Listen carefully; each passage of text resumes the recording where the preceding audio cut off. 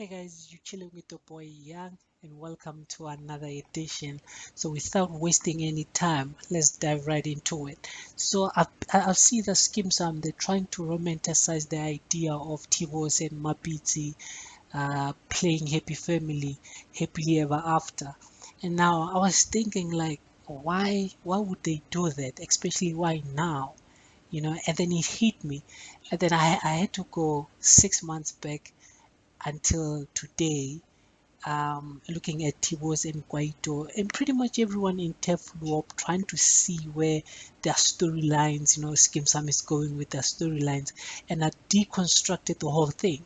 So the reason why they're romanticizing and eventually or possibly even letting them get back together is that they're trying to keep everything local.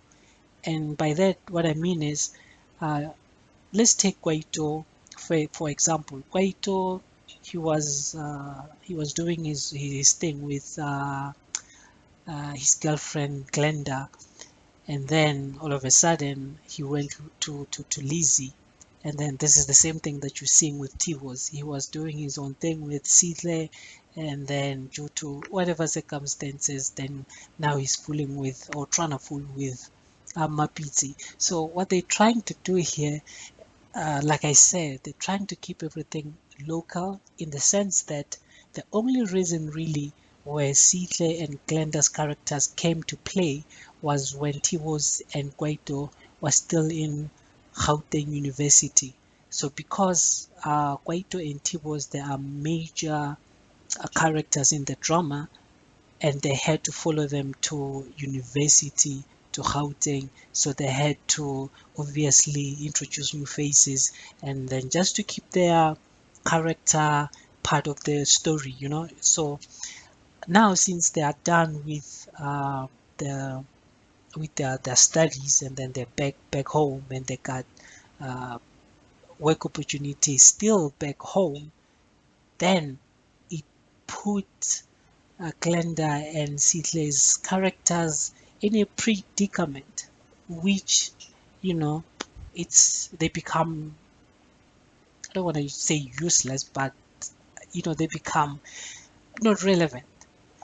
So they become not relevant, and then Skeem Saam, now they're trying to romanticize the idea of T-Boz getting back together with Mapitsi, which then, if you think about it, everyone in Tefluop is fooling around with everyone who's in Tefluop. So therefore, they don't need to extend their storylines to Gauteng or whatever the case is. Everything happens in Tefluop and everything stays in Tefluop. So everything in terms of the resources, because if you think about it, every time Tivos or Kwaito had to go to Joburg, they had to hire out a place, right?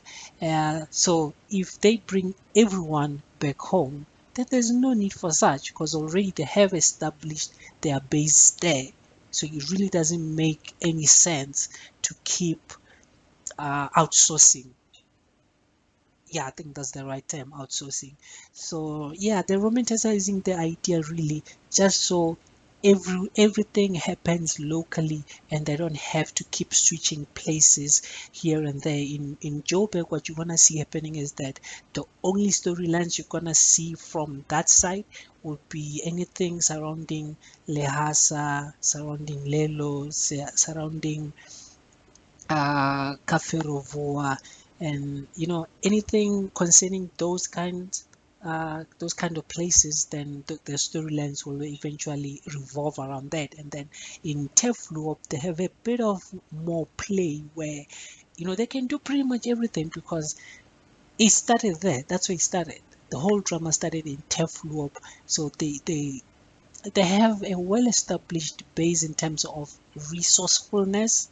They don't need to redo anything. They don't need to hire out anything. Everything is already there because it's been there from day one.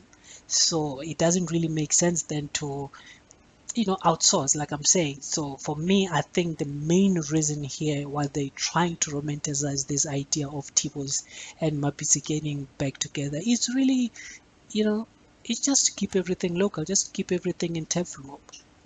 So anyway, guys, those are just my opinions. I never impose them on anyone. Thanks for tuning. And if you want to be updated, subscribe. Holla at your boy. Let's keep the conversation going. I'm out.